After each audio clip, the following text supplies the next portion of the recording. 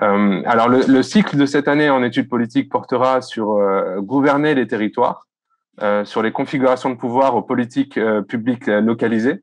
Évidemment, comme vous le savez, la séquence électorale qui vient de se clore récemment par la nomination du gouvernement dirigé par Aziz Arnouch en octobre 2021 a renouvelé les mandats des conseils communaux, provinciaux, préfectoraux et régionaux, et qui dispose désormais de compétences élargies depuis 2015, depuis la loi sur la décentralisation et la régionalisation. Mais aussi, il y a eu les élections professionnelles qui jouent un rôle croissant dans les grands plans structurels de développement du pays.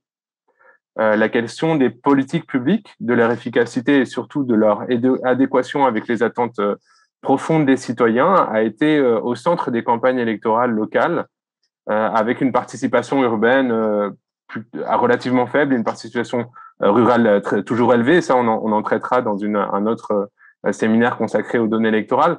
Mais en outre, 2021 était marqué par un important renouvellement des élus locaux, notamment du fait de l'effondrement électoral du PJD, qui a perdu le contrôle des grandes villes, et pas seulement, mais en grande partie. Ces nouveaux élus ont fait campagne sur leur capacité à assumer la charge d'ordonnateur des dépenses, depuis la loi organique des collectivités locales, et à mobiliser des ressources d'investissement pour de nouveaux projets sur le territoire en coopération étroite avec les autorités et administrations déconcentrées de l'État. Et c'est là que la présentation d'aujourd'hui par Nadia Hachimi-Alaoui de la figure du Wali prendra particulièrement un relief pour mettre en évidence les caractéristiques et ressources de cette administration déconcentrée et des figures de représentation de l'État sur le territoire. Alors ponctuellement, il y a eu des coalitions qui ont émergé autour des luttes sociales et qui ont réussi à prendre le contrôle de communes emblématiques comme à Gerada par exemple. Dans ce contexte, il semble nécessaire de s'interroger sur les géopolitiques locales qui traversent les territoires marocains et qui mettent en débat les injonctions d'aménagement et de développement. Donc, la deuxième édition du séminaire d'études politiques du CJB, intitulée Gouverner les territoires, investira la question du gouvernement des territoires en mettant en valeur les études de terrain les plus récentes qui peuvent renouveler le regard sur les scènes politiques et le gouvernement du local au Maroc. Le séminaire souhaite explorer le rapport entre les territoires, au croisement de logiques économiques et administratives, et les dynamiques sociales qui les traversent. Donc, à travers les contributions des chercheurs invités, nous chercherons à interroger les outils et les concepts, les politiques d'aménagement, la compétition pour l'accès aux ressources territoriales, les conflits d'usages locaux, les logiques de confrontation ou d'intermédiation. Ce sont autant de thématiques qui seront abordées au cours de cette année par les différents intervenants. Les mécanismes administratifs et politiques du dialogue interinstitutionnel seront particulièrement scrutés à travers l'analyse des figures des élus, mais aussi celle des agents de l'État, de leurs sources de légitimité et de leur stratégie au sein du système du gouvernement du local. Et c'est là qu'on peut assez facilement faire la transition avec la séance d'aujourd'hui que Nadia Hachimi-Alaoui présentera sur le thème du Wali, en fait l'émergence du Wali, du gouverneur au Wali de 1980 à 2001, et elle reviendra elle-même sur la présentation de son thème et cette introduction. Mais je voudrais prendre quelques mots pour la présenter. Nadia Hachimi-Alaoui a un parcours atypique dans le domaine de l'enseignement et de la recherche, car elle y est pleinement entrée après une longue carrière dans d'autres univers professionnels, notamment la presse, dans laquelle elle exerça le rôle de correspondante du journal Français Libération, puis au journal hebdomadaire, dans lequel elle fut journaliste, mais aussi rédactrice en chef de ce titre indépendant, hebdomadaire de référence, né à la fin des années 90, marquant un renouveau de l'investigation journalistique critique, qu'elle fût économique ou politique. Elle a aussi animé pendant 10 ans 2 émissions successives sur la chaîne marocaine 2M, notamment Dans les coulisses, magazine de mise en perspective consacré à l'économie et aux différents secteurs économiques marocains. Elle a également exercé des fonctions institutionnelles, tant à la CGEM, où elle a été coordonnatrice du livre blanc de la Confédération en 2006, ou à l'agence TMSA. Son entrée dans le monde académique et universitaire, relativement récente, s'est réalisée en composant avec ses différentes contraintes professionnelles, ce qui n'est pas simple, et je suis bien placé pour le savoir. C'est une performance remarquable à ce titre, et elle s'est investie dans l'organisation des activités scientifiques de la chaire des études africaines comparées, dirigée par Jean-François Bayard, et au sein du CRESC, le Centre de recherche en sciences économiques et sociales. Elle a dédié plusieurs publications à la question du gouvernement de la ville et celle des services publics dans une perspective plus large d'un groupe d'études sur le gouvernement du social au Maroc. Elle a soutenu sa thèse en décembre 2019 à Sciences Po Ex, une thèse dirigée par Béatrice Ibou et Mohamed Tozi, présentée sous le titre « Gouverner l'incertitude, les Walis de Casablanca entre 2001 et 2015 ». Un travail qui porte sur les transformations économiques du pouvoir, analysées à travers la figure du Wali. C'est d'ailleurs en partie ce travail qu'elle nous présentera aujourd'hui dans le cadre du séminaire d'études politiques du CJB, retraçant la genèse de la figure du Wali et les ressorts caractéristiques de sa légitimité, de son action et de son pouvoir sur le territoire. Nadia Hachimi Alaoui est aujourd'hui chercheuse sous contrat postdoctoral à l'Université de Turin, au département Culture, Politique et Société, dans le cadre d'un projet de recherche sur la transformation des élites économiques. Elle collabore également à un groupe de recherche sur les industries culturelles avec le FASOPO, le Fonds d'analyse des sociétés politiques.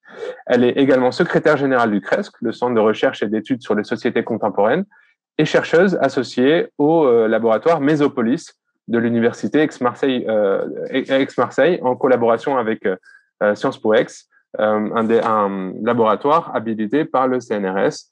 Et je m'arrêterai là. Je regrette bien de ne pas pouvoir être au Maroc avec vous dans la salle du CJB, mais les autorités marocaines, par prudence, ont décidé autrement qu'il en serait autrement. Donc, je suis aujourd'hui en France. J'essaierai tant bien que mal d'animer le débat depuis le Zoom, mais n'hésitez pas aussi à avoir un débat dans la salle à Rabat qui puisse être audible par les participants du Zoom et qui puisse alimenter les questions que nous nous posons et auxquelles Nadia Hachimi répondra en très grande partie à travers cette présentation liminaire qui durera environ 40 minutes. Nadia, je te cède la parole.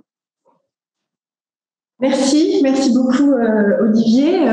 Bonjour à tous. Je vous remercie d'être ici en présentiel ou par Zoom. Alors oui, 40 minutes, je vais essayer de tenir dans les temps et pour évidemment laisser place à la discussion. Donc comme le rappelait Olivier, pour ouvrir ce séminaire d'études politiques sur le gouvernement des territoires, moi je vais vous parler d'une de ces figures de proue, qui est le Wali de région.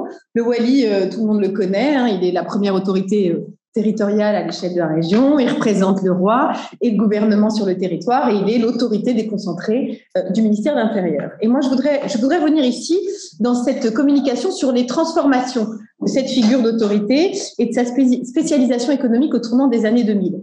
Le Wali est en effet une création assez récente puisqu'il date sa création remonte à 1981 à Casablanca, on verra ça plus en détail tout à l'heure.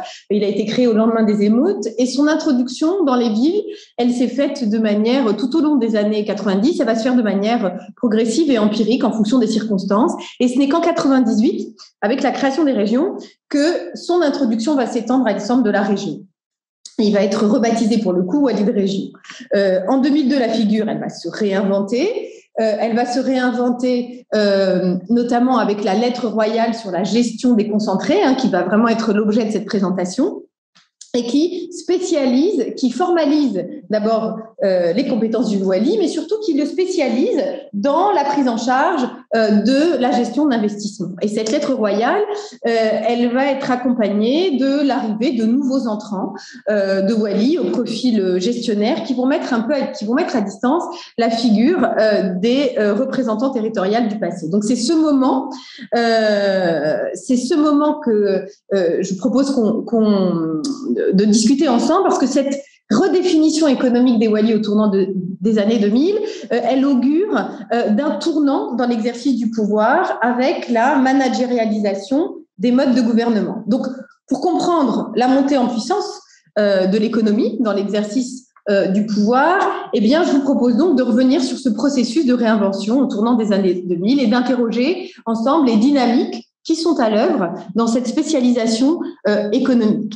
La question, c'est est-ce que cette économicisation du système d'autorité et du pouvoir marocain traduit un changement de conception de l'économie? Est-ce qu'on se met à penser, à se représenter l'économie autrement, ou bien est-ce que c'est un changement de regard sur l'économie?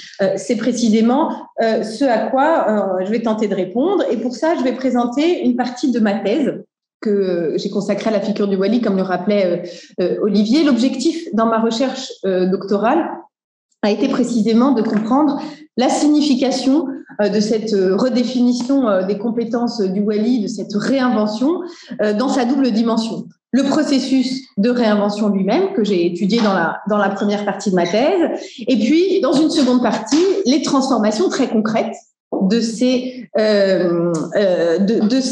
réinvention, les transformations très concrètes en matière d'exercice du pouvoir, ce que j'étudie, que j'ai étudié en localisant la recherche à Casablanca sur une période bien précise, 2001-2015, et en suivant la trace, les pas plutôt, des 6 walis qui se sont succédés à Casa entre 2001 et 2015. Mais pour cette communication, j'aborderai la première partie en interrogeant quelles sont les logiques qui amènent en 2001-2002 à redéfinir les pratiques institutionnelles du représentant de l'État et à le spécialiser dans l'investissement. Pour y répondre à cette communication, elle va s'articuler en trois moments, en 3 temps. La création du wali en 81, qu'est-ce qui permet de mettre en évidence la singularité de son autorité et qui fait du wali un super gouverneur de 81 à 2001. Deuxième partie, c'est ce moment de réinvention et qui assure le passage du super gouverneur au wali et du wali qui réinvente la figure du serviteur de l'État avec le wali khadim. On reviendra bientôt tout à l'heure sur cette notion. Et enfin, une troisième partie sur cette spécialisation économique du wali et les nouveaux profils qu'ils font émerger. Alors, d'abord, la création du wali. Parce que pour comprendre ce qu'on réinvente, il est d'abord important de comprendre ce qu'on invente. Et avec la création du wali en 81, on va créer une espèce de super gouverneur, mais dont la création est d'abord extrêmement contingente et précaire. Alors, le wali, juste pour revenir en arrière, le wali, c'est d'abord une création très circonstanciée. Il est introduit à Casablanca au lendemain des émeutes, au lendemain des violentes émeutes urbaines que connaît Casa. Et les émeutes, elles vont agir comme une véritable étincelle qui va révéler les puissantes transformations sociales qui sont à l'œuvre à Casablanca et la montée des problèmes économiques avec chômage urbain, sous-équipement, absence de services publics. Et donc, un mois après les émeutes, le 28 juillet plus exactement, Casablanca va être divisée en 5 préfectures.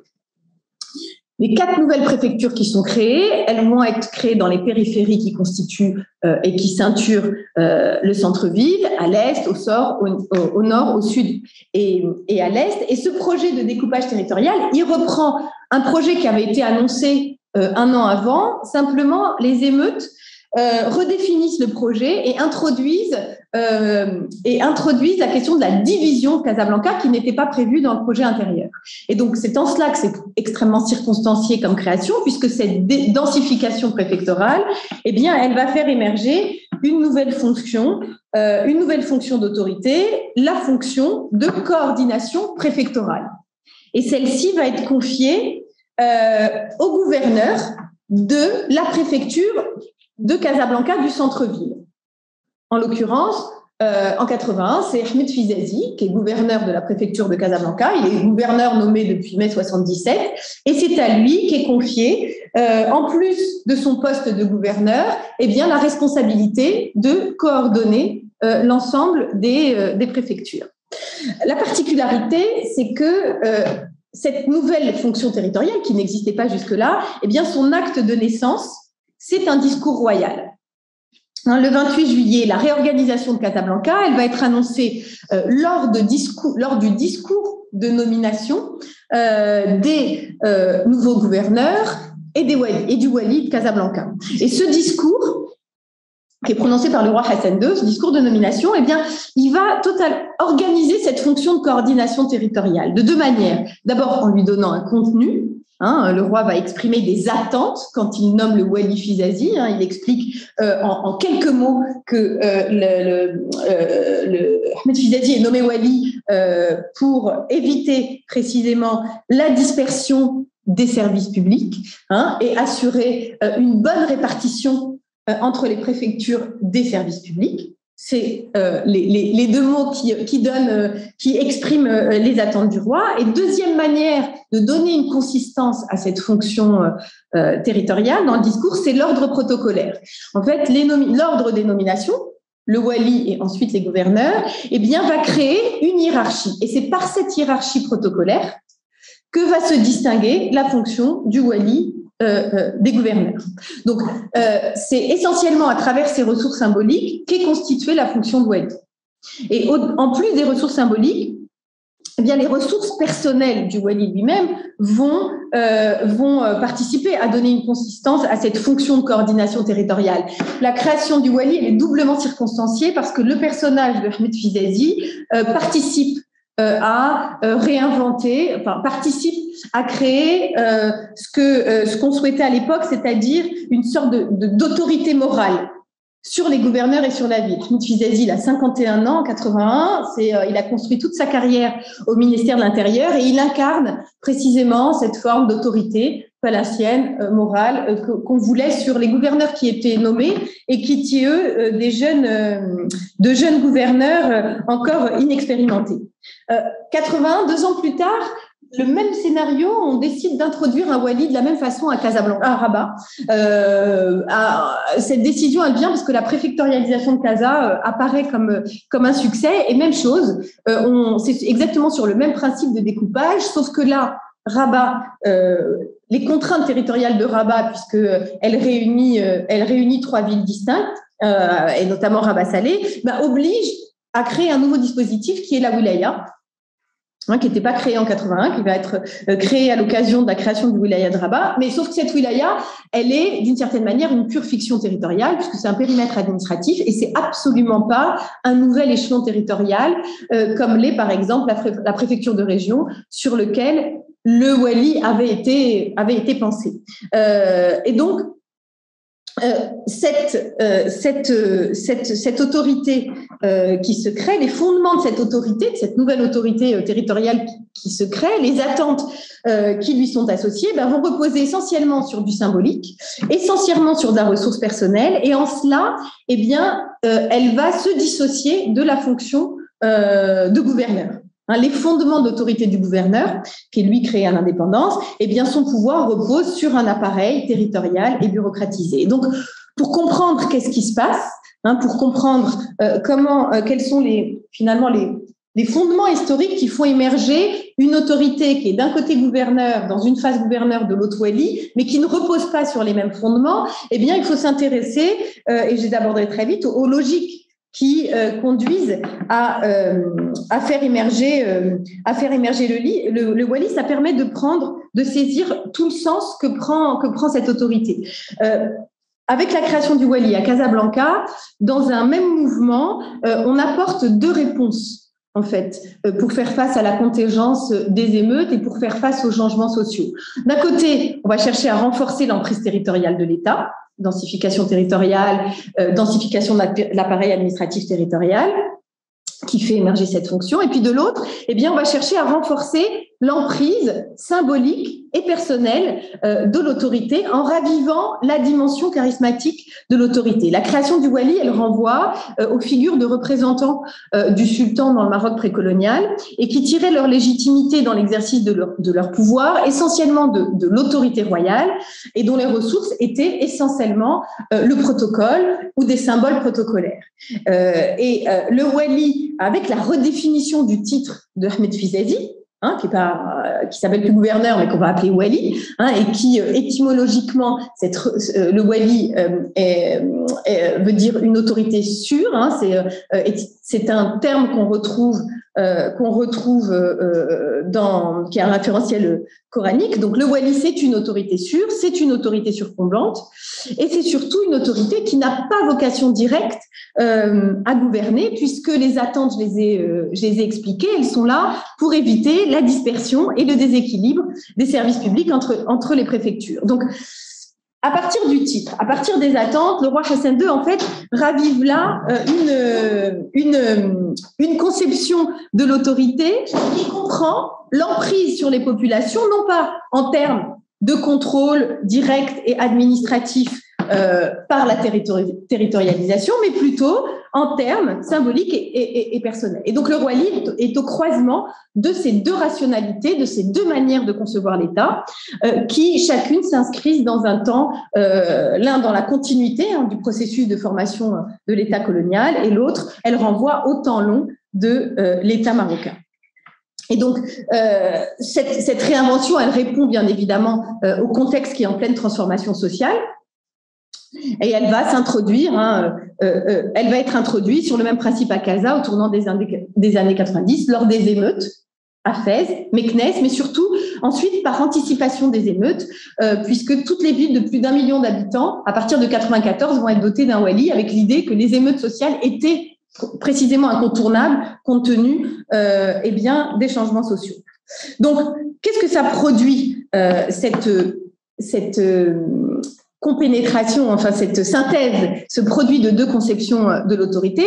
Ça produit une autorité qui va, elle, s'exercer par la force symbolique de ses représentants, et donc une autorité un peu évanescente, une autorité discontinue. Et donc, dans le quotidien, le wali, c'est d'abord et avant tout un gouverneur.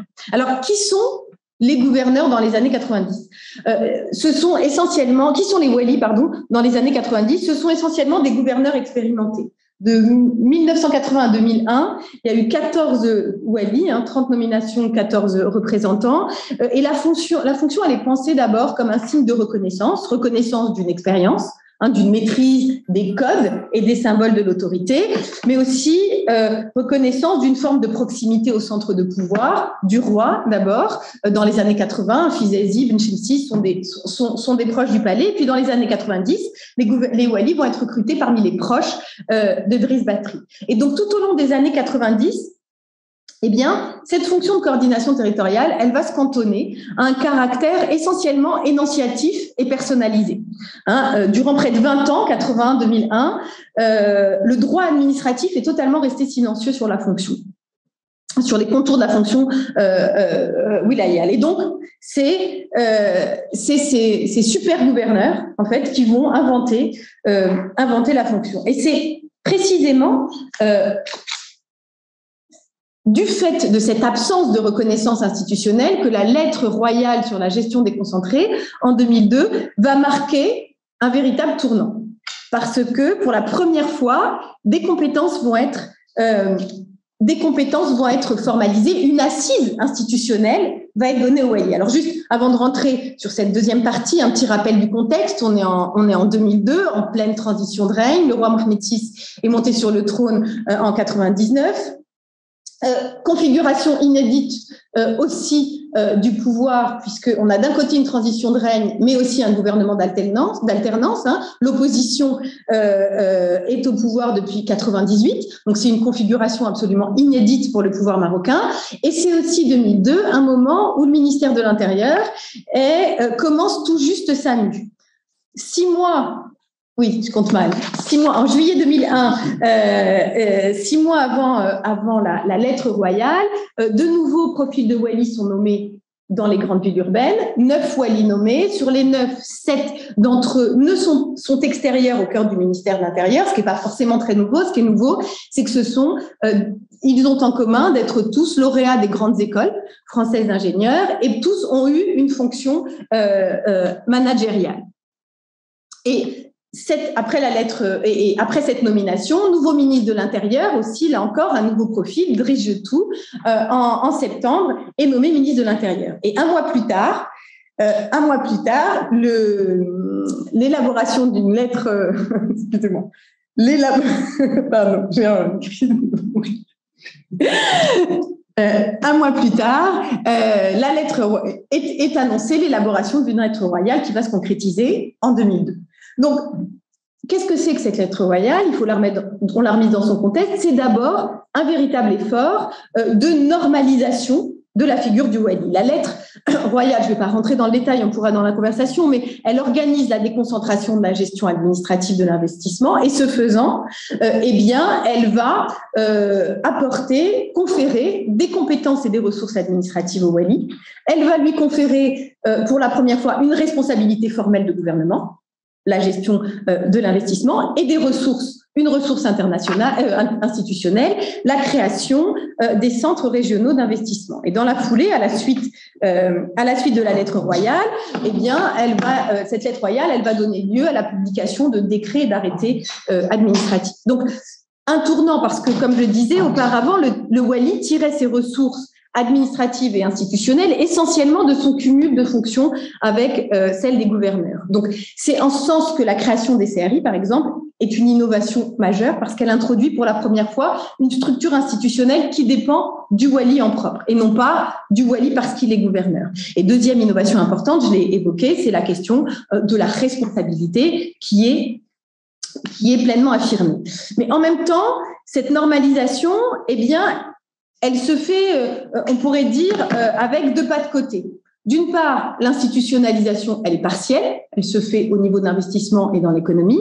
Et d'autre part, cette lettre royale, elle participe à exceptionnaliser le Wali en renforçant la dimension royale.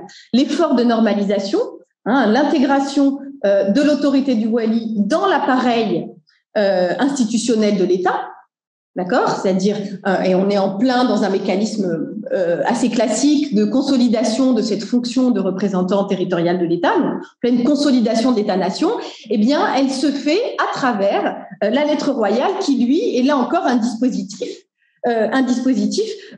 purement impérial. Alors, pourquoi passer par une lettre royale en 2002 pour normaliser la fonction de Wali? D'abord et avant tout, la lettre royale, qui est permet de dépasser les conflits qui sont sous-jacents à la formalisation de l'autorité du représentant de l'État. Cette question de la représentation de l'État est une question éminemment conflictuelle à deux niveaux. Si on fait un retour, on revient en 2001, dans ce contexte de pleine reconfiguration des pouvoirs, est une situation politique qui est caractérisée par une bataille politique intense.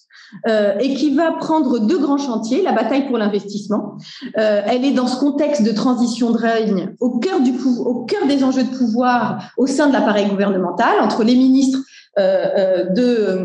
SFP, Driss Basri, et quand il sera remplacé en 99 aussi par le ministère de l'Intérieur, il y a un projet de guichet d'investissement qui est au cœur des enjeux dont tout le monde se dispute le contrôle, et on reviendra plus tard pour la raison.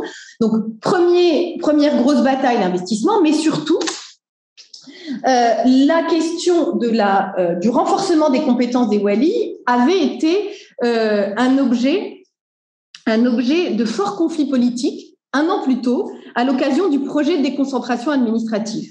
L'incapacité des forces politiques en présence à pouvoir trouver un compromis sur la clarification du représentant de l'État avait conduit, en mai 2000, à abandonner le projet de déconcentration administrative. Et cette question de la clarification du représentant de l'État, elle s'explique dans une grammaire très technique de la déconcentration administrative, mais c'est un sujet éminemment politique.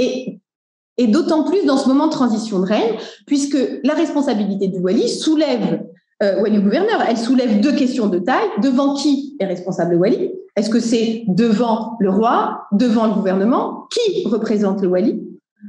Et l'incapacité, les visions divergentes, chacun, le ministère de l'Intérieur, la primature, le palais, les Walis eux-mêmes, ont chacun des visions très divergentes sur cette question de la responsabilité. Et donc, l'incapacité à trouver un consensus fait que ce projet de déconcentration va être abandonné en mai 2000. Et avec la lettre royale, eh bien, c'est ce que le roi reprend le sujet et il déplace la conflictualité sur le terrain de l'économie, d'accord, en s'appuyant d'ailleurs sur le discours de la Banque mondiale qui fait de la question administrative et de la réforme administrative une question d'efficacité économique. Il déplace la question. Et à travers cette lettre royale, il va requalifier le Wali. Alors, la lettre royale, c'est évidemment un instrument de persuasion et d'autorité qui permet de neutraliser ces rapports de force, mais dans le contexte 2002, et c'est ça aussi la nouveauté, c'est un peu plus qu'un instrument de persuasion parce que ça devient une véritable technique de gouvernement. avec la lettre royale et réinventer ce principe des édits royaux à partir duquel le sultan confiait une délégation de pouvoir à ses représentants. Et donc, à travers cette modalité de gouvernement, la lettre royale, elle évite, en conférant une légitimité royale qui va se substituer à une légitimité juridique, eh bien la lettre royale, elle va permettre d'économiser, d'éviter les coûts politiques d'une redéfinition statutaire et juridique de la fonction. Et donc, elle va éviter les contourner. C'est pas parce que le roi entre en jeu que les conflits disparaissent. Elle va permettre de les déplacer. Et c'est là la force d'un dispositif comme la lettre royale, ce type de dispositif qui se substitue à un dispositif juridique, c'est qu'il est extrêmement flexible. Et effectivement, c'est pas le sujet là, mais on pourra y revenir dans la discussion. L'élaboration de la lettre royale qui va de octobre 2001 à janvier 2002, qui se fait dans une arène loin du débat public, mais qui réunit l'ensemble des gouvernements, dont on rappelle à chaque fois la force. Elle est pilotée par le ministère de l'Intérieur. Sa mise en scène rappelle en permanence la dimension royale, mais ça n'empêche pas les résistances et les visions divergentes. Et cette lettre royale, elle a un caractère, si on rentre dans le détail, totalement inachevé. Totalement inachevé. Elle va déplacer, là encore, les conflits autour de son application et de la rédaction des décrets qu'il va leur donner. Et là, c'est toute une résistance des ministères qui vont se faire. Et in fine, cette lettre royale, eh bien, elle va donner très peu de ressources déconcentrées et administratives, mais ce qu'elle va donner essentiellement, c'est de la ressource institutionnelle, puisqu'il est responsable de la gestion de l'investissement, et de la ressource symbolique. Et donc, ce faisant, la lettre royale va donc redéfinir la fonction de wali, et donc de deux manières. Bon, la première, je l'ai évoquée, elle va faire du wali une fonction pleine, distincte du gouverneur, c'est-à-dire il a une responsabilité qui est distincte de son cumul des fonctions de gouverneur, qui le distingue, et donc elle va consacrer un peu le passage d'un super gouverneur à une vraie fonction de wali. Mais deuxièmement, dans le même temps, elle va réinventer la figure du serviteur du roi. Comment, je vous l'ai expliqué, le recours à la légitimité royale, eh bien, elle va participer à maintenir le statut du wali dans une certaine précarité juridique. Avec la lettre royale, comme le wali, c'est pas un renforcement statutaire. Le wali n'est pas investi d'une fonction unique. Il va pas avoir de prérogatives propres, comme vous l'avez dans la fonction publique quand vous avez un statut en propre. Mais les compétences et les prérogatives qui vont lui être transférées, eh bien, elles vont être déléguées par les administrations centrales, elles vont être déconcentrées, là encore, par le central, elles vont être transférées, d'accord ? Et donc, elles vont donc dépendre, dit autrement, de différents acteurs que le roi. Et donc, elle va renforcer dans le même temps, ça oblige à renforcer la proximité au roi pour obtenir de la ressource, la proximité au roi, ou du moins des symboles qui rappellent cette proximité. Et donc, cette lettre royale, elle fait émerger ce que j'ai appelé dans ma thèse la naissance de ce wali khadim en faisant référence à ces serviteurs du XVIIIe siècle. Alors évidemment, l'usage de ce terme peut être trompeur, mais ce que j'ai voulu signifier en recourant à ce terme, c'est que avec la lettre royale, c'est la légitimité royale qui est conférée au wali. C'est cette dernière qui va constituer l'assise et son fondement, le fondement de son pouvoir dans le champ économique. Et de ce fait, ça va obliger le wali d'abord au regard du roi. Et donc, cette redéfinition, on le voit bien dans ce contexte de plein d'incertitudes, mais en tout cas de pleine recomposition des rapports de pouvoir, eh bien, elle va desserrer l'étau institutionnel et elle va ouvrir des marges de manœuvre, notamment pour l'intervention du roi à travers le wali dans le champ de l'action publique, et ce, à un moment précisément où le pouvoir, un moment de normalisation du pouvoir et de l'autorité. Elle va desserrer la contrainte institutionnelle. Alors, l'autre pas de côté, derrière cette réinvention, cette assise institutionnelle, on va aussi spécialiser le wali dans l'économie. Qu'est-ce qui fait que ce wali se spécialise dans l'économie ? Alors, quel sens donner à l'économicisation de cette figure ?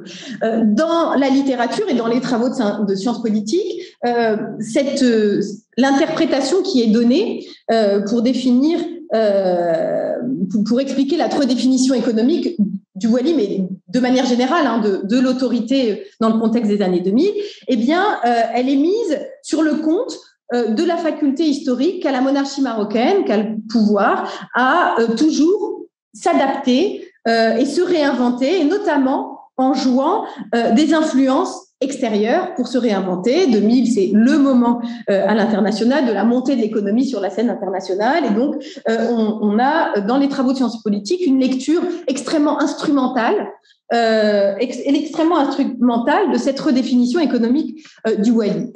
Elle me semble largement insuffisante pour deux choses. D'abord parce qu'elle introduit toujours cette idée qui est cultivée par le pouvoir lui-même, la vision d'un pouvoir omniscient qui est toujours capable de maîtriser les processus qu'il enclenche. Ce qui fait d'ailleurs une lecture très instrumentale de l'économie, l'économie comme quelque chose qu'on pourrait manipuler. Et puis surtout, elle ne permet pas, cette vision d'un pouvoir toujours en capacité de faire avec les contraintes, et bien elle ne permet pas d'appréhender les dynamiques sociales et politiques qui contribuent à redéfinir les pratiques institutionnelles. Alors précisément, c'est ce que je montre en détail dans ma thèse, en tout cas dans sa première partie, c'est que cette redéfinition économique, elle répond, cette spécialisation institutionnelle dans l'investissement et l'économie, eh bien, elle répond à trois grandes transformations. Première transformation, les transformations économique qui modifie en profondeur, au tournant des années 2000, la nature des relations entre le secteur privé et l'État. Tournant fin des années 90, on a les conditions d'interventionnisme de l'État dans l'économie changent en profondeur et elles font monter de nouveaux acteurs de gouvernement qui sont les investisseurs. Un petit rappel, à travers les privatisations dans les années 90, la libération des marchés financiers, l'économie politique marocaine connaît de puissantes transformations. Et surtout, l'État n'est plus le premier financier d'économie et il n'est plus non plus le premier employeur, ce qu'il réussissait à être à travers un système d'une variété de dispositifs, un système assez complexe qui lui permettait d'intervenir directement dans l'économie. Mais la déréglementation tarifaire, l'ouverture sur l'extérieur, vont le priver de ces instruments d'intervention dans l'économie. Et donc, il n'a plus les leviers pour agir directement. Et donc, les préoccupations gouvernementales, elles vont se tourner vers de nouveaux acteurs, vers les acteurs privés de l'économie, sur lesquels l'État va entendre exercer son influence. Et un moment qui est fondamental, qui montre ce changement, un changement de rapport au privé, c'est en 95 l'élaboration de la charte sur l'investissement.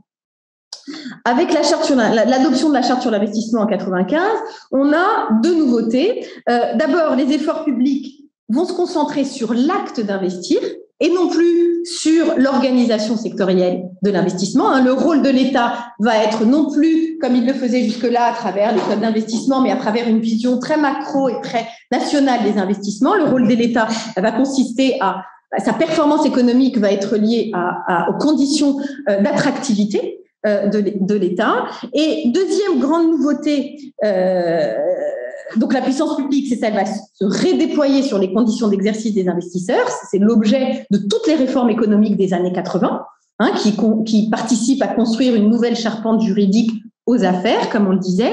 Et puis deuxièmement, la charte de l'investissement, elle va banaliser l'acte d'investissement. Elle va le faire basculer dans le droit commun et donc elle va élargir le statut d'investisseur à tout type d'opérateur économique. On n'est plus du tout dans une vision où on cherche à orienter les investissements d'un point de vue sectoriel, mais là, finalement, tout type de dépenses va être caractérisé comme investissement. Donc, cette charte, en 95, elle consacre le passage du gouvernement des investissements au gouvernement des investisseurs. Les investisseurs, qui est le nouveau collectif, la nouvelle manière de désigner un nouveau collectif qui émerge à la fin des années 90, sans être d'ailleurs très questionné, investisseur devient la cible de l'interventionnisme étatique. Et donc, il consacre cette montée du gouvernement indirect où l'État va chercher à organiser l'économie à travers une décharge financière et organisationnelle sur le privé. Et donc, la lettre royale de 2002, elle est ce moment un peu fondateur. Elle est ce moment où elle introduit une nouvelle façon d'organiser la relation entre le privé entrepreneurial et l'État, en imaginant de nouvelles ressources pour le développement des investisseurs, essentiellement d'ailleurs des ressources foncières. Et surtout, en étendant le périmètre de l'investissement privé à tout type d'opérations économiques. Donc, transformation économique qui modifie le rapport qu'on a aux investissements et à l'investisseur. Mais deuxième type de transformation, les transformations idéologiques qui, elles, vont être en lien avec le changement de culture politique dans les années 90. La montée en puissance de l'investisseur s'inscrit en effet dans une configuration idéologique très particulière qui est la montée du néolibéralisme à partir des années 80 et qui va introduire de nouvelles manières de penser les questions d'investissement en rupture avec la vision macroéconomique qui prévalait jusque-là. L'idéologie néolibérale, elle priorise le micro, le projet, elle valorise les individus et de cette façon, elle assigne un nouveau rôle à l'État, celui de veiller à assurer un libre accès aux investisseurs en mettant en place les conditions d'accueil et en éliminant toute forme d'entrave et puis à charge, cette fois au marché, de réguler l'allocation des investissements. Et donc, cette transformation idéologique, elle va être diffusée au Maroc à partir de configurations éminemment politiques. Et donc, elle va jouer d'abord au niveau des rapports de force, en redéfinissant la manière d'appréhender les problématiques liées à l'investissement. La pensée néolibérale, elle va ouvrir de nouvelles opportunités pour l'expression des luttes politiques et pour le redéploiement des rapports de force. Concrètement, le changement d'approche de l'investissement à partir de l'investisseur, elle est amorcée par les économistes proches de la gauche marocaine. En 1983, un économiste, Najib Arzbi, publie pour la première fois dans ce qui est le bulletin économique et social, qui est le lieu du débat économique depuis l'indépendance, pour la première fois, un article qui va traiter de l'investissement à partir de l'investisseur. Et ça va donner lieu à une violente charge contre l'administration. Parce que cette perspective centrée sur l'investisseur, elle va donner l'opportunité, dans le contexte sécuritaire des années 80, de critiquer l'État, son arbitraire et ses pratiques autoritaires. Et cette critique est d'abord portée par un cercle d'experts et d'économiques, précisément parce elle donne une entrée technique à la critique politique de l'État, elle va progressivement trouver un écho plus large et s'étendre à un segment plus large de la société, notamment politique. Il y a des journées parlementaires en 89 sont organisées à Rabat. Ça devait être un prétexte pour la refonte du code d'investissement. Et là, grosse surprise, les parlementaires ont pris prétexte de ce débat sur l'investissement qui est devenu un véritable procès d'administration et qui va être d'ailleurs largement repris dans la presse. Donc, au tournant des années 90, derrière cette promotion des investisseurs, derrière cette critique de l'administration, c'est en fait la tutelle de l'État sur l'économie, mais plus que ça encore sur la société qui va être mise en accusation. C'est un désir d'émancipation politique qui n'est d'ailleurs pas propre au Maroc, mais qui va permettre l'ancrage du néolibéralisme au Maroc.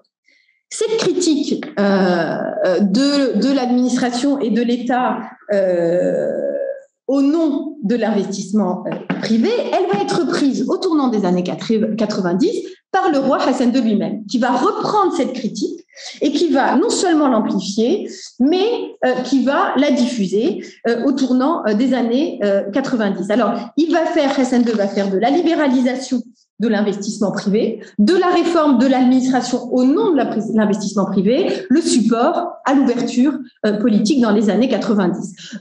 Qu'est-ce que ça veut dire, cette reprise de la critique par la monarchie ? En 89, Hassan II fait une lettre pour l'investissement privé, qui est la lettre royale de 2002 s'inscrit dans cette continuité, une lettre au Premier ministre, où il exprime toute sa colère contre les entraves administratives et fixe des délais pour répondre à l'inflation. 89, la lettre n'a pas tellement d'écho, elle est beaucoup plus en lien avec le mouvement des privatisations, on est plus dans la tactique, le procédé tactique, que véritablement une technique de gouvernement. Mais en 93, dans une seconde lettre envoyée au Premier ministre Laraki de l'époque, il va donner il va adosser cette question de l'investissement privé à la réforme politique. Et il va appeler dans cette lettre de 93 à ériger un état de droit des affaires. Et dans le contenu, précisément, cet état de droit des affaires, c'est un appel à libéraliser l'investissement de ces contraintes administratives. Et 2 ans plus tard, même chose, reprise encore et diffusion du discours, mais cette fois, le roi Hassan II va s'appuyer sur la Banque mondiale et donner une tournure idéologique à cette critique de l'administration au nom de l'investissement privé, en s'appuyant, c'est les fameux rapports de la Banque mondiale qui ont été largement commentés. Et la charte sur l'investissement, qui est adoptée en octobre 95, elle est adoptée précisément au moment de la publication de 2 rapports qu'avait commandé le roi, un sur l'administration et un sur la croissance. Et la charte sur l'investissement, elle reprend le contenu des rapports de la Banque mondiale et elle reprend ces grands principes généraux qui consistent à valoriser le privé et l'entreprise. Et donc, ce recours à la Banque mondiale, dans ce contexte des années 90, eh bien, elle va opérer par légitimation et surtout normalisation du recours aux opérateurs privés. Et à partir du milieu des années 90, ça va être une montée des investisseurs, et notamment des investisseurs étrangers, dans le débat public. Le Palais leur commande en 90 heures, commande un rapport à ces investisseurs sur la question de l'administration, mais c'est aussi en même temps la montée, fin des années 90, on est aussi en pleine montée de cette presse économique, qui va trouver aussi dans cette critique de l'administration pour l'investissement privé, va lui donner l'écho et l'amplifier, mais c'est aussi la fin des années 90, la montée des think tanks, des études, etc. Et donc, fin 90, cette reprise de critique par Hassan II, la tournure idéologique prise avec la Banque mondiale, elle va donner un caractère hégémonique à ce discours sur l'investissement privé qui appelle à libérer l'investissement privé de l'administration. Et donc, cette critique de l'administration au nom de l'investissement privé va saturer le débat économique. Cette critique, elle n'est pas neutre, elle a des effets politiques importants parce que cette rhétorique néolibérale sur la promotion de l'investissement, cette reprise par le roi Hassan II, elle va lui permettre de définir les termes de la critique économique de l'État. La critique, elle se focalise essentiellement sur l'administration et cette focale, elle va, à partir des années 90, créer une dissociation entre l'État-nation pleinement incarné par le roi, et l'État, l'appareil gouvernemental, l'administration. Et c'est cette sur disjonction que le roi Hassan II va construire son ouverture politique. Vont évidemment, derrière ça, être esquivées des questions politiques bien plus compliquées dans l'économie, c'est-à-dire les questions du rapport d'État à l'économie, les modalités de l'étatisme économique, les finalités même de l'intervention de l'économie dans l'État. D'accord ? Donc, on va esquiver des questions, mais surtout cette technicisation du débat sur l'investissement, elle va permettre de mettre à distance le roi de la chose économique. Et donc, c'est ce qui explique cette violente critique économique du milieu des années 90 qui est portée par Hassan II, parce qu'elle ne le met pas, elle ne le met pas en responsabilité, elle met l'administration en responsabilité, mais surtout, elle va autoriser la montée de nouveaux acteurs de gouvernement, les investisseurs, puisqu'elle ne va pas mettre en compétition, la monarchie qui est extérieure, qui est pensée comme extérieure à la question économique. Et donc, cette reconfiguration des rapports de pouvoir, elle fait ce qui va se déplacer, en fait, la compétition politique avec l'arrivée de l'opposition au pouvoir en 98, la compétition politique entre la monarchie et le gouvernement socialiste, le gouvernement du SFP, elle ne va pas être tant sur la question de l'investissement en soi, mais elle va se déplacer sur la question du contrôle des investisseurs. C'est là que se déplace la compétition et c'est là tout l'enjeu de la lettre royale. C'est la troisième transformation, cette fois les transformations politiques qui amènent à expliquer le changement de rapport à l'investisseur, la montée des investisseurs et surtout cette spécialisation dans l'investissement, puisque avec l'arrivée du gouvernement d'alternance en 98, eh bien, la bataille pour l'investissement devient le support des rapports de force, d'abord entre Driss Basri, ministère de souveraineté par excellence, et qui engage lui-même la monarchie, et les ministres socialistes. Le Abderrahmane Yousfi, quand il prend le pouvoir, la première des choses qu'il fait en février 98, eh bien, c'est de prendre en main la question de l'investissement. L'investissement, c'est un champ institutionnel complètement vide, et il va lui donner un contenu, il va annoncer, il va mettre en place une commission centrale pour les investissements, et en se saisissant de cette question de l'investissement, eh bien, la commission, mais aussi tous les ministres techniques du gouvernement, les ministres de l'urbanisme, de l'aménagement du territoire, eh bien, vont commencer à empiéter sur des territoires qui étaient jusque-là considérés comme une chasse gardée du ministère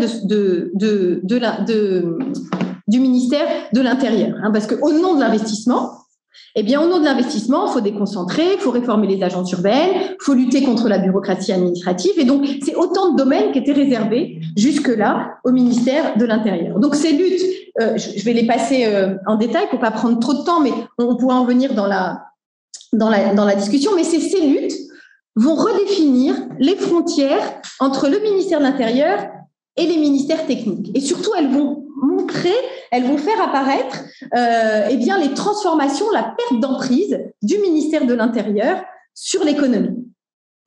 Et donc, une perte d'emprise avec des réglementations, avec montée d'une nouvelle élite à la fin des années 90. Mais ces luttes politiques de l'investissement, elles vont participer à redéfinir les contours de l'espace économique, qui va s'élargir à des périmètres qui étaient jusque-là réservés au ministère de l'Intérieur.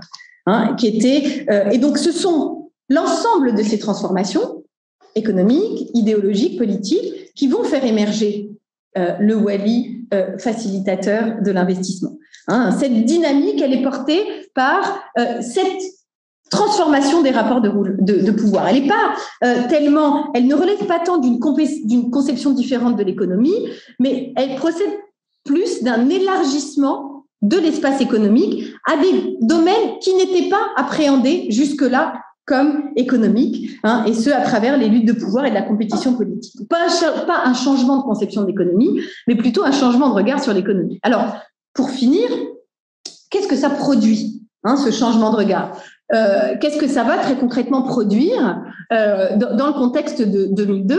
Eh bien, sur le plan de la fonction et de ses représentants, la conséquence, cette montée d'un nouveau regard sur l'économie, elle va changer le profil d'experts. C'est la montée des techno-Wali. Je l'ai évoqué tout à l'heure, en juillet 2001, on a une entrée des nouveaux profils qui ont tous en commun d'être ingénieurs lauréats des grandes écoles et managers, et ce sont eux qu'on a baptisés les techno-Wali. Et ce mouvement va s'intensifier juste après la lettre royale, puisqu'elle va s'étendre à des postes clés de l'administration. En décembre 2002, on a deux nouvelles nominations, et c'est là où Chekib Ben Moussa va devenir secrétaire général du ministère de l'Intérieur, et ça, la DGCL, ils vont avoir des postes stratégiques à partir desquels va être intensifié ce moment de renouvellement. Alors, on les a baptisés Techno-Wali, mais qu'est-ce qu'il y a véritablement de nouveau dans ces techno-Wali? Car les représentants de l'État, qu'ils soient gouverneurs ou Wali, a toujours été une figure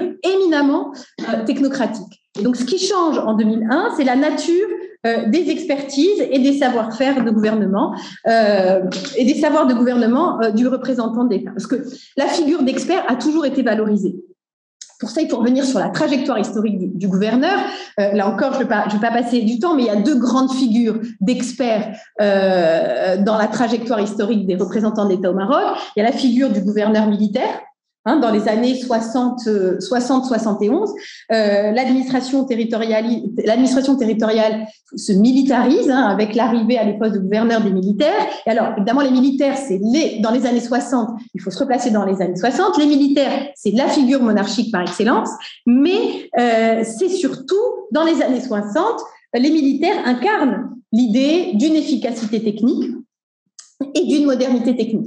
Et ces gouverneurs militaires et cette militarisation de l'administration préfectorale, eh bien, ils vont être de tous les chantiers de l'État-nation. Ils construisent les ponts, les routes, et c'est au nom de cette efficacité technique qu'ils vont être amenés à prendre en charge la promotion nationale en 62, un grand chantier rural dans les campagnes, et c'est à partir de là qu'ils font leur entrée dans les préfectures. Et c'est encore leur efficacité technique qui fait que, au nom de leur efficacité technique, ils vont prendre le chantier de la réforme agraire. Donc, les gouverneurs militaires, c'est un peu les ingénieurs du national entre 60 et 71. Évidemment, les coups d'État 71 démilitarisent l'administration territoriale et il y a une nouvelle figure qui émerge, une nouvelle figure d'experts qui émerge dans les années 75, de 75 à 99. Cette fois, c'est la figure de l'intellectuel légiste.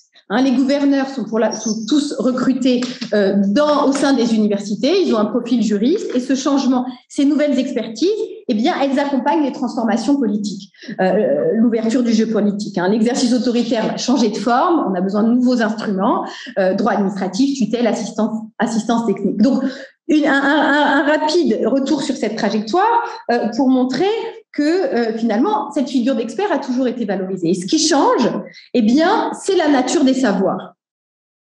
Alors, pourquoi des savoirs managériaux en 2001 ? Pourquoi on fait appel à des savoirs gestionnaires ?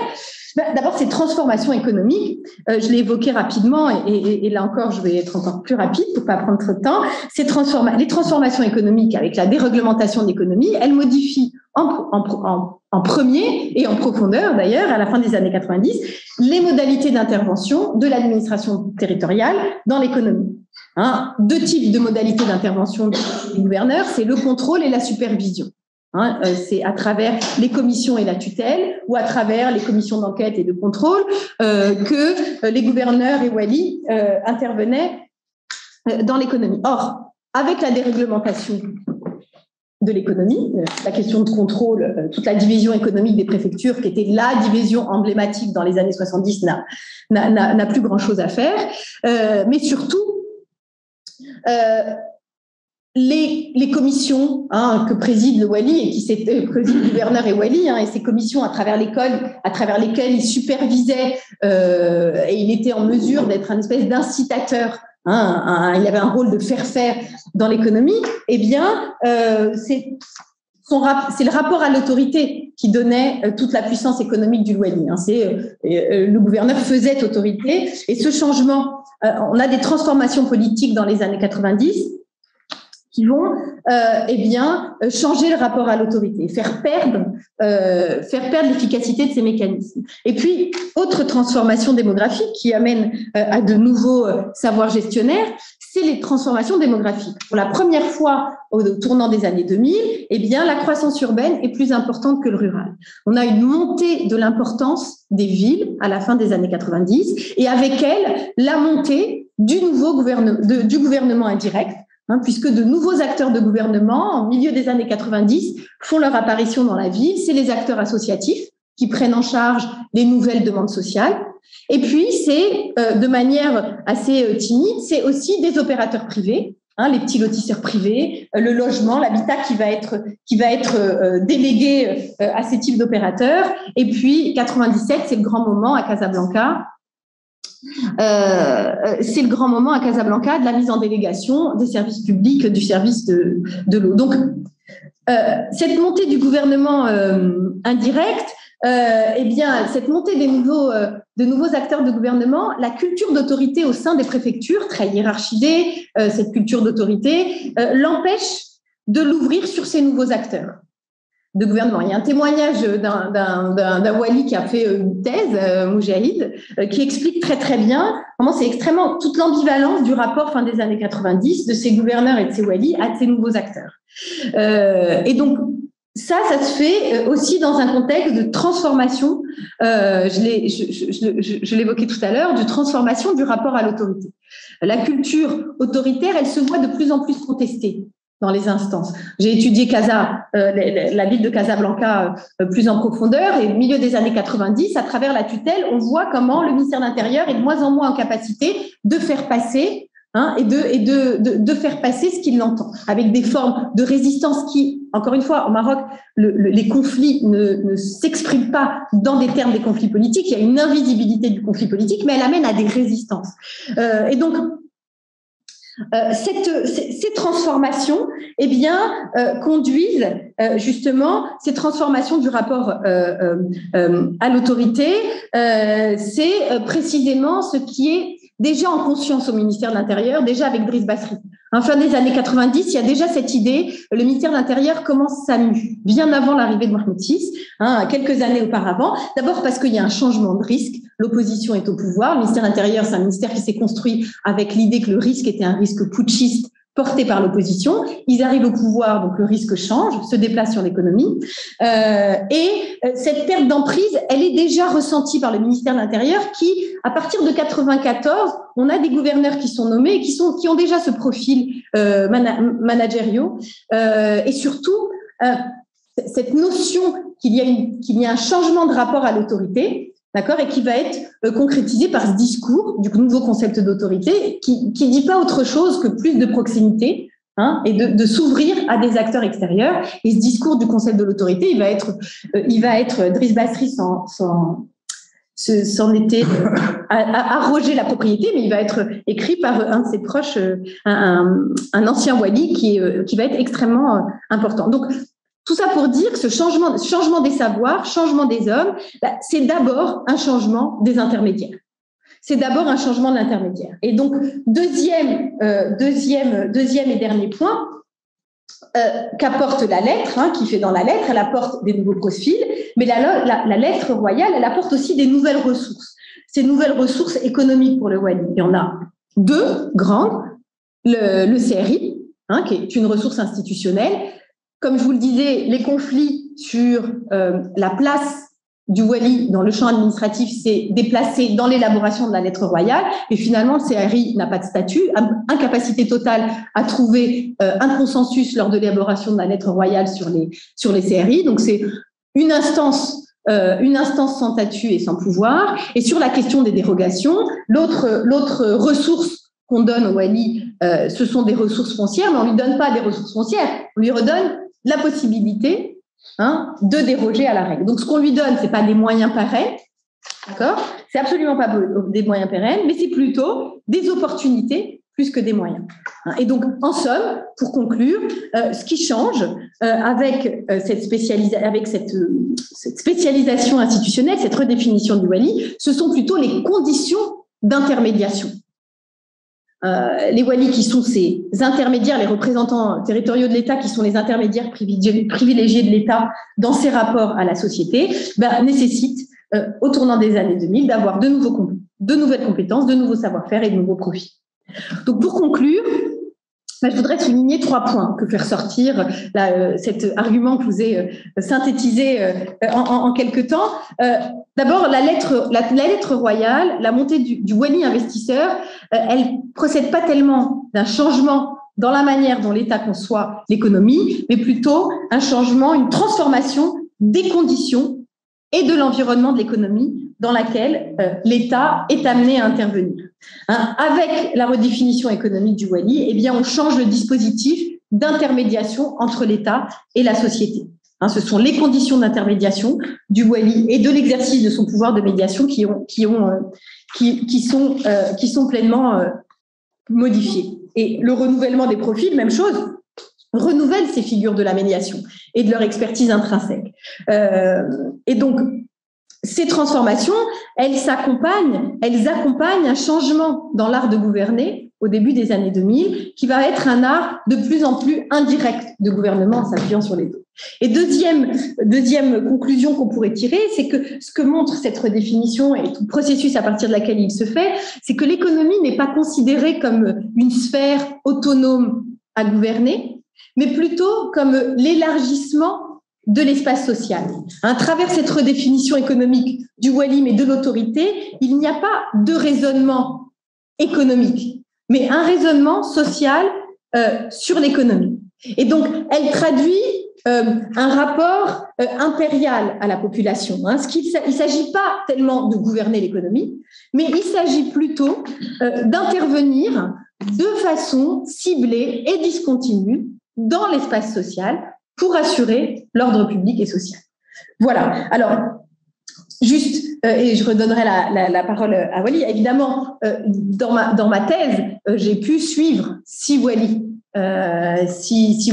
et voir au concret ce que ça donne. Et donc, qu'est-ce que ça donne dans le concret de l'exercice du pouvoir? Mais elle fait ressortir que finalement, il n'y a pas de Wally économique comme il n'y a pas de Wally politique. Il y a simplement un regard différent sur les questions économiques et sur la manière de prioriser et d'hierarchiser. Ça ne veut pas dire qu'il n'y a pas de différence. C'est-à-dire que, du coup, ça entraîne des compréhensions très différentes du rôle d'un Wally et des compréhensions très différentes de l'ordre public, qui va faire que des Wally vont consacrer et prioriser leur temps sur le financement d'une infrastructure parce qu'ils vont comprendre la question de l'ordre public comme cette manière-là, comme d'autres vont prioriser autre chose. Donc, et en conclusion, mais je laisserai ça pour la discussion, c'est une de mes grandes hypothèses de fin. Je pense que cette disjonction a créé une dissociation au sein du ministère de l'Intérieur avec une forte autonomisation au sein de l'administration territoriale qui est visible, mais qu'il faudrait regarder plus en détail, mais au sein du ministère de l'Intérieur, entre les fonctions sécuritaires, avec des Wally économiques qui ne se pensent parfois même pas comme responsables eux-mêmes de la sécurité, et donc des formes de délégation de la question de sécurité. Et toutes les années 2000, qu'on voit bien à Casablanca, où on a une consolidation, une autonomisation, par exemple, des fonctions de la DAG, du secrétaire général, de l'appareil, du Wally. Voilà. Excusez-moi d'avoir été un peu longue.